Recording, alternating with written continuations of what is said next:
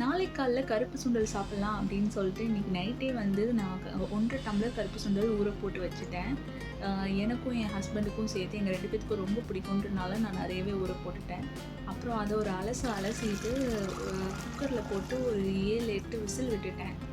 ஆக்சுவலாக ஒரு 4 விசிலே எடுக்கணும். ஆனால் வந்து எனக்கு அவ்வளோ சீக்கிரம் செமிக்காது. அதனால் வந்து ஒரு 5, 6, 7 விசிலாவது மினிமம் நான் விட்டுருவேன். ஸோ அப்படியே வந்து இந்த சைடு வந்து வெந்துட்டு இருந்துச்சு. சரி, ஒரு டிஃப்ரெண்ட்டாக சாலட் மாதிரி பண்ணலான்னு சொல்லிட்டு அதுக்கு நிறைய ப்ரிப்பேர் பண்ண ஆரம்பிச்சிட்டேன். இந்த சைடு குக்கர் வெந்துட்டு இருக்கட்டும், அந்த பக்கம் போய் நம்ம வேலையை ஆரம்பிக்கலாம் அப்படின்னு சொல்லிட்டு காய்கறியெல்லாம் கொஞ்சம் வெட்டலாம் சாலட்க்கு அப்படின்னு வெட்டிகிட்டு இருந்தேன். வெட்ட ஆரம்பிச்சோன்னே என் புருஷன் சொல்லிட்டாரு, நீ சாலட்லாம் நீ தின்னுக்கமா, எனக்கு சுண்டல் குழம்பு வச்சு கொடுத்துரு அப்படின்ட்டுனேன். சரி நம்ம வேலையை ஆரம்பிப்போம் அப்படின்ட்டுன்னு ஒரு சின்னதான பெரிய வெங்காயம் எடுத்து பொடியாக கட் பண்ணி வச்சுக்கிட்டேன். அதாவது பெரிய வெங்காயத்துலேயே கொஞ்சம் சைஸ் சின்னதாக இருக்கும் இல்லையா, அதை வந்து கொஞ்சம் பொடியாக கட் பண்ணி வச்சுக்கிட்டேன். அப்புறம் ஒரு கேரட் எடுத்துகிட்டு அதை வந்து 4ஆக கட் பண்ண ஆரம்பித்தேன். 1, 2, 3, 4ன்னு சொல்லிட்டு 4ஆக வெட்டி வச்சுக்கிட்டேன். இந்த காய்கறியெல்லாம் நறுக்கிறப்போ தான் எனக்கு ஞாபகம் வந்துச்சு, நம்ம ஏன் சின்ன வயசில் இப்படிலாம் நமக்கு திங்கவே தோணலை, ஏன் இத்தனை நாளாக ஏன் இதெல்லாம் நமக்கு திங்க தோணலை இந்த மாதிரி ஹெல்த்தியாக அப்படின்னு சொல்லிட்டு யோசிச்சுட்டு இருந்தப்போ, அப்போல்லாம் வந்து நம்ம சின்ன பிள்ளையில் இருந்தப்போ டிவியில் வந்து எப்பயுமே மேகி அப்படின்னு சொல்லிட்டு மேகி ஆட் வரும். டாப் ரெமன் சின்ன பேக் 5 ரூபா தான், இல்லை 4 ரூபா தான் அப்படின்னு சொல்லிட்டு இன்னொரு ஆட் வரும்.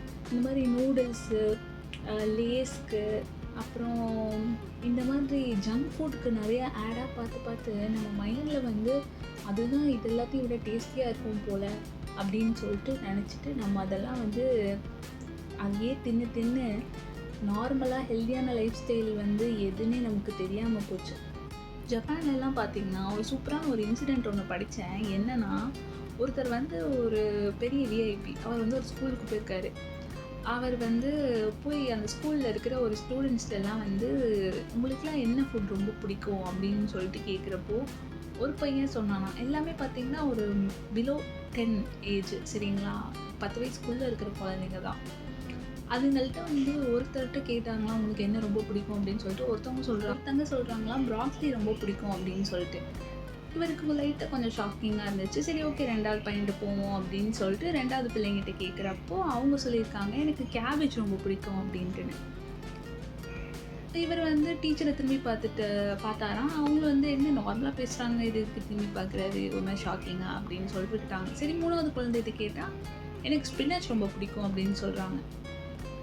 அவர் ஓப்பனாக அப்புறம் டீச்சர்கிட்டே கேட்டுட்டாராம், என்ன இவங்க எந்த ஊரில் எந்த உலகத்தில் வந்து குழந்தைங்களுக்கு வந்து ஸ்பினச் பிடிக்கும், ப்ராக்கலி பிடிக்கும், கேபேஜ் பிடிக்கும் அப்படிலாம் சொல்லுவாங்க அப்படின்னு சொல்லிட்டு டீச்சர்கிட்ட கேட்குறப்போ, இதில் என்ன ஷாக்கிங்கான விஷயம் இருக்குது, இதுதான் நாங்கள் எப்பயுமே ஃபாலோ பண்ணிட்டுருக்கோம், ஸ்கூலில் எப்பயுமே ஹெல்த்தியான லைஃப் ஸ்டைல் தான் நாங்கள் கொடுப்போம், ஹெல்த்தியான ஃபுட் தான் நாங்கள் இது ப்ரொவைட் பண்ணுவோம் அப்படின்னு சொல்லிட்டு.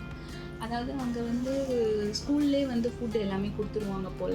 லைக் மந்த்லி ஃபீஸ் பே பண்ணுறப்போ ஃபுட்டுக்குன்னு பே பண்ணிடணுமா. ஸ்கூல்லே வந்து சாப்பாடு கொடுக்குறனால அவங்க என்ன கொடுக்குறாங்களோ அதுதான் சாப்பிட்ணும். ஏன் உங்கள் குழந்தைங்க வந்து யாருமே சாக்லேட் பிடிக்கும், சிப்ஸ் பிடிக்கும், இப்போ ஃப்ரெஞ்ச் ஃப்ரைஸ் பிடிக்கும், பொட்டேட்டோ வெஜ்ஜஸ் பிடிக்கும், சிக்கன் பிடிக்கும் அப்படிலாம் எதுவுமே சொல்லப்போ, நாங்கள் வந்து ஃபுல் அண்ட் ஃபுல் வந்து எது ஹெல்தின்னு சொல்லிட்டு சின்ன வயசுலேருந்தே வளர்க்க ஆரம்பிச்சிடுவோம். அப்படி இப்போ இருந்தே வந்து ஸ்டார்ட் பண்ணாதான் அவங்களுக்கு வந்து வளர்ந்தக்கப்புறம் வந்து எது கரெக்ட், எது ரைட் ஃபுட், எது பேட் ஃபுட், எது நம்ம கட்டுக்கு நல்லது அப்படின்னு சொல்லிட்டு அவங்களுக்கு தெரியும் அப்படின்னு சொல்லிட்டு சொன்னாங்களா. இவருக்கு சரியான ஷாக்காக. ஸோ நம்ம லைஃப் ஸ்டைலில் வந்து பாதி விஷயம் நம்ம யோசிக்கிறதுலேருந்து பண்ணுறதுலேருந்து எல்லாமே வந்து நம்மளோட ஃபுட் வந்து ஒரு பெரிய ரோல் ப்ளே பண்ணுது அப்படின்னு நான் நினைக்கிறேன். அதாவது ஒருத்தவங்க திங்க் பண்ணுற விஷயம் கூட அவங்க சாப்பிட்ற சாப்பாட்டை பொறுத்து மாறும்னு சொல்கிறாங்க ஒரு ரீசன்ட் ஸ்டடியில். இது எந்த அளவு உண்மை எனக்கு தெரியல. நான் வந்து இப்போ நான்வெஜிடேரியன்னா வீக்லி வந்து ட்வைஸ் வந்து நாங்கள் நான்வெஜ் சாப்பிடுவோம், இல்லைன்னா மேக்ஸிமம் ஒன்ஸ். மந்த்லி 4 தடவை கண்டிப்பாக சாப்பிடுவோங்க அந்த மாதிரி. ஆனால் மித்த வீக் டேஸ்லாம் வந்து பார்த்திங்கன்னா வெஜ்ஜாக தான் இருக்கும். ஸோ எனக்கு தெரியல, அதாவது வெஜ் மட்டும் சாப்பிட்டா எப்படி இருக்கும், பிளான் பேஸ்டாக இருந்தால் எப்படி இருக்கும், பியூர் நான்வெஜிடேரியனாக இருந்தால் எப்படி இருக்கும் அப்படின்னு தெரியல. நான் வந்து 2 கட்டான். ஸோ ஆனால் புதுசாக வந்து நம்ம பிளான் பேஸில் ட்ரை பண்ணி பார்க்கலாம் அப்படின்னு சொல்லிட்டு ஒரு 3 டேஸாக கண்டினியூஸாக இப்போ நான் வந்து ஃபுல்லாக வெஜ் தான் சாப்பிட்டுருக்கேன். அதாவது மீன்ஸ் வெஜ்ஜோடனா ரைஸ் எதுவுமே சேர்த்துக்காம வெறும் fruit salad, vegetable salad, smoothie இந்த மாதிரி சாப்பிட்டுட்ருக்கேன். ஒரு 21 டேஸ் இந்த மாதிரி பண்ணலாம் அப்படின்னு சொல்லிட்டு இருக்கேன். 21 டேஸ்க்கு அப்புறம் இது எப்படி இருந்துச்சு அப்படின்னு சொல்லிட்டு இன்னொரு வீடியோ போடுறேன். அதில் என்னென்ன நான் சாப்பிட்டேன், காலையில், மதியம், ஈவினிங் என்னென்ன சாப்பிட்டேன், அதுக்கப்புறம் ரிசல்ட் என்ன, ஏதாவது வெயிட் லாஸ் இருக்கா அப்படின்றத நான் அப்புறம் சொல்கிறேன். ப்ளஸ் இந்த 3 டேஸாக வந்து நான் மார்னிங் வந்து வாக்கிங் போயிட்டுருக்கேன். லைக் வந்து இந்த பெடோமீட்டர் ஆப் இன்ஸ்டால் பண்ணிட்டு அதில் அப்படியே வந்து 5000 ஸ்டெப்ஸ் காலைல ஒரு தடவை, அப்புறம் நைட்டு ஒரு தடவை இது மாதிரி பண்ணிக்கலாம் அப்படின்னு சொல்லிட்டு பண்ணுறேன். பார்ப்போம் ஏதாவது சேஞ்சஸ் இருக்கா அப்படின்னு சொல்லிட்டு பார்ப்போம். அப்படியே வந்து பேசிகிட்டே வந்து நான் குக்கும்பரை கட் பண்ணிட்டேன். ஒரே ஒரு கியூக்கம்பர் எடுத்து அதை வந்து நல்லா பொடியாக சாப் பண்ணிவிட்டு, அதுக்கப்புறம் வந்து ஒரு ஹாஃப் டொமேட்டோ எடுத்துக்கிட்டேன். ஹாஃப் டொமேட்டோ எடுத்துகிட்டு அதையும் வந்து நல்லா ஃபைனாக சாப் பண்ணிட்டேன். சின்ன வயசுலலாம் பார்த்திங்கன்னா இந்த வெள்ளரி பிஞ்சில் வந்து நம்ம வந்து உப்பு மிளகா பொடி அப்படிலாம் போட்டு தான் சாப்பிடுவோம். இப்போ ஃபர்ஸ்ட் டைம் அதெல்லாம் எதுவும் போடாமல் சாப்பிட போகிறேன். அதனால் எப்படி இருக்குதுன்னு தெரியல. அண்ட் இன்னொரு முக்கியமான விஷயம், எனக்கு தக்காளியே பிடிக்காது.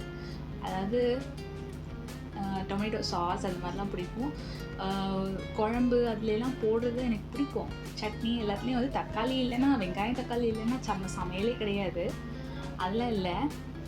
இப்போ வந்து தக்காளியை ராவாக சாப்பிட்ணுமா, அந்த தோல், அந்த டேஸ்ட், டேஸ்ட் எனக்கு சுத்தமாக பிடிக்காது. அந்த ஸ்மெல்லும் பிடிக்காது. புளிப்பு ஜென்ரலாக எனக்கு பிடிக்கும். பட் ஆனால் வந்து இந்த தக்காளியில் இருக்க ஒரு மாதிரி அந்த கொலான்னு இருக்கும்ல, அது ஒரு மாதிரி வாய்க்குள்ளே போகிறப்ப ஒரு மாதிரி இருக்கும். சரி ஃபஸ்ட்டு ட்ரை பண்ணுறோம், சரி எப்படி ஏதோ பண்ணுவோம் அப்படின்னு சொல்லிட்டு நானும் ஃபஸ்ட்டு சாப்பிட்லாம், ராவை சாப்பிட ட்ரை பண்ணலாம் இன்றைக்கி அப்படின்னு சொல்லிட்டு பண்ணி வச்சிட்டேன். ஸோ வெங்காயம், கேரட்டு, கியூக்கம்பர், அப்புறம் வந்து டொமேட்டோஸ் வந்து ஃபைனாக சாப் பண்ணி வச்சாச்சு சாலட்க்கு. அடுத்து வந்து என்னென்னா, நம்ம சாலடோட ஹீரோ இன்க்ரீடியண்ட்டான நம்ம கருப்பு சுண்டலை எடுத்துகிட்டு வந்துக்கலாம். குக்கர்லேருந்து ஆவி பறக்க சுட எடுத்துகிட்டு வந்திருக்கேன். எனக்கு கருப்பு சுண்டல் ரொம்ப பிடிக்கும் அப்படின்றனால கொஞ்சம் எக்ஸ்ட்ராவாக 2-3 கரண்டி போட்டு நல்லா வெளுத்துவோம். காலைல சாப்பாடாக வேறு சாப்பிட்றோம், வயிற்றுக்கு கொஞ்சம் பசி இறங்கணும் அப்படின்னு சொல்லிட்டு நிறையவே போட்டுக்கிட்டேன். அப்படியே பிளேட்டை வந்து கொஞ்சம் சுற்றி பார்க்கவே எனக்கு அவ்வளோ கலர்ஃபுல்லாக இருந்தது. ஒரு சைடு வந்து கருப்பு சுண்டல், இன்னொரு சைடு டொமேட்டோ, இன்னொரு சைடு கியூக்கம்பர், இன்னொரு சைடு கேரட்டு, ஆனியன், இந்த மாதிரிலாம் நான் சாப்பிட்டதே இல்லை. நம்ம நார்த் இந்தியா கடையில், பானிபூரி கடையிலலாம் போனால் வந்து சாட் மசாலா அப்படின்னு விற்பாங்கள்ல, அது மாதிரி அப்போ கூட வந்து இத்தனையாக போடுவாங்க. பொரி, வெங்காயம், கேரட்டு, குக்கும்பரு,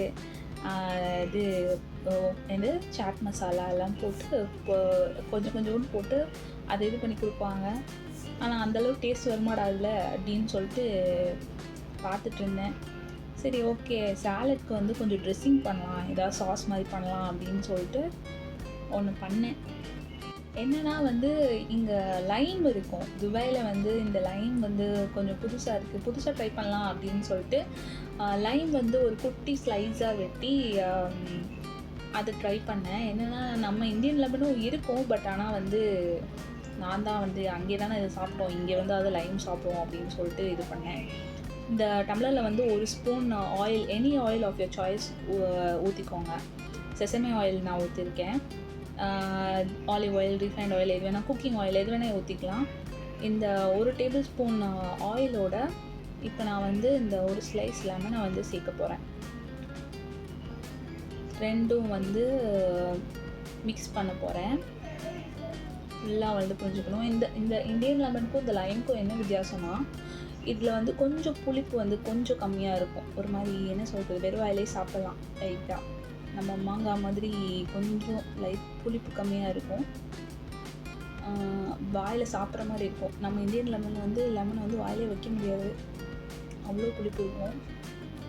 அதுக்கப்புறம் நான் வந்து ஒரே ஒரு சில்லி வந்து சாப் பண்ணி வச்சுருக்கேன் ஃபைனாக. அந்த ஃபைனாக சாப் பண்ண சில்லியும் வந்து இந்த சாஸில் வந்து நான் போட போகிறேன். அந்த நல்ல பொடியாக கட் பண்ணி வச்சுக்கோங்க. இது கொஞ்சம் ரொம்ப டேங்கியாக இருக்குது, கொஞ்சம் ஸ்பைஸ் ஆட் பண்ணலாம் அப்படின்னு சொல்லிட்டு பிளாக் பெப்பர் பவுடர் வந்து கொஞ்சம் ஆட் பண்ணிக்கிட்டேன். அது அப்புறம் வந்து இதோட சேர்த்து கொஞ்சம் சால்ட்டும் நீங்கள் போட்டுக்கோங்க. நான் வந்து பிளாக் பெப்பர் பவுடர்லேயே வந்து சால்ட் வந்து சேர்த்து ஆட் பண்ணியிருப்பேன். அதனால் சால்ட் வந்து தனியாக எக்ஸ்ட்ராவாக ஆட் பண்ணல. இப்போது இதெல்லாம் வந்து கொஞ்சம் அப்படியே டாஸ் பண்ணி விடலாம். ஜாலியான பார்ட் வரப்போகுது. எனக்கு இன்னும் கொஞ்சம் டேங்கியாக வேணும் அப்படின்னு சொல்லிட்டு இன்னொரு ஸ்லைஸ் லெமனும் புழிஞ்சு சாலட்டில் வந்து இன்னும் கொஞ்சம் போட்டுக்கிட்டேன். அப்புறம் இன்னும் கொஞ்சம் எனக்கு கொஞ்சம் டேங்கினஸ் தேவை அப்படின்னு சொல்லிட்டு அந்த அதே லைனில் இன்னொரு ஸ்லைஸை வந்து கட் பண்ணி மறுபடியும் வந்து பிழிஞ்சு அதை நம்ம சாலட்டில் வந்து ஊற்றிக்கிட்டேன். சரி, நம்ம தானே சாப்பிட போகிறோம், இதுக்கு எதுக்கு ஸ்பூன் அப்படின்னு சொல்லிட்டு கையிலே வந்து நல்லா பிரட்டி போட ஆரம்பிச்சிட்டேன். நல்லா ஜாலியாக இருந்துச்சு. ஆனால் பிரட்டி போடுறப்ப எனக்கு லைட்டாக ஒரு நம்பிக்கை வந்துச்சு. என்னன்னா, நம்ம சின்ன வயசில் சாட் மசாலா கடைகளுக்கு போயிட்டு சாப்பிட்றப்போ இதே மாதிரி தானே பண்ணி கொடுப்பாங்க, ஒருவேளை அதே மாதிரி இருக்குமோ அப்படின்னு சொல்லிட்டு யோசிச்சுட்டு இருந்தேன். ஆனால் அதே மாதிரி எப்படி வரும்? ஏன்னா நான் தான் சாட் மசாலாவே போடலையே, அப்புறம் எப்படி வரும் அப்படின்னு தான் நானும் யோசிச்சுட்டு இருந்தேன். ஓகே, சாலட் கொஞ்சம் ரெடி ஆகிடுச்சு அப்படின்னு சொல்லிட்டு கொஞ்சோண்டு கொத்தமல்லி தலையை வந்து போட்டு ஃபினிஷிங் டச் பண்ணிடலாம் அப்படின்னு சொல்லிட்டு கொஞ்சம் கொத்தமல்லி தலையை போட்டாச்சு. லைட்டாக வந்து அந்த லெமனு அப்புறம் வந்து க்ரீன் சில்லி எல்லாம் இருந்தனாலையா என்னன்னு தெரில, நான் பெரட்ட வந்து கை கொஞ்சம் லைட்டாக எரிய ஆரம்பிச்சிருச்சு. அதனால் சரின்ட்டு போய் கையை கழுவிட்டு வந்து சரின்ட்டு ஒரு ஸ்பூன் எடுத்துகிட்டு வந்துட்டேன். ஸ்பூன் எடுத்துகிட்டு வந்து மறுபடியும் வந்து டாஸ் பண்ண ஆரம்பித்தேன். சரி, இப்படி பெரட்டி எனக்கும் போர் அடிக்க ஆரம்பிச்சிருச்சு. எது பெருசுன்னு அடிச்சு காட்டு அப்படின்னு சொல்கிற மாதிரி ஒரு வாயை எடுத்து வைக்கலாம், சாட் மசாலாவா நம்ம பண்ணதா அப்படின்னு சொல்லிட்டு நம்பிக்கையோட கொஞ்சம் பயத்தோடையும் எடுத்து ஒரு வாய் வச்சேன். டு மை சர்ப்ரைஸ் வந்து ஐ வாஸ் கிளாட். நான் இது பண்ணதுக்கு ரொம்ப சந்தோஷமாக இருந்துச்சு. Because it was so tasty. அந்த நான் நினச்சேன் வெங்காயம்லாம் நம்ம ராவாக சாப்பிட்றோம், வாய் எரிய போகுது அப்படின்னு சொல்லிட்டு நினச்சிட்டு இருந்தேன். பட் ஆனஸ்ட்டாக சொல்கிறேன், இட் வாஸ் ஸோ குட். அதாவது எப்படி சொல்கிறதுனா, நம்ம சமைச்சு அந்த எண்ணெயில் போட்டு எண்ணெயில் இதை வேக வச்சு அந்த மாதிரி குக் பண்ணியே சாப்பிட்டு ராவாக சாப்பிட்றப்ப அது ஒரு டிஃப்ரெண்ட் டேஸ்ட்டுங்க. அது என்னால் சொல்ல முடியல.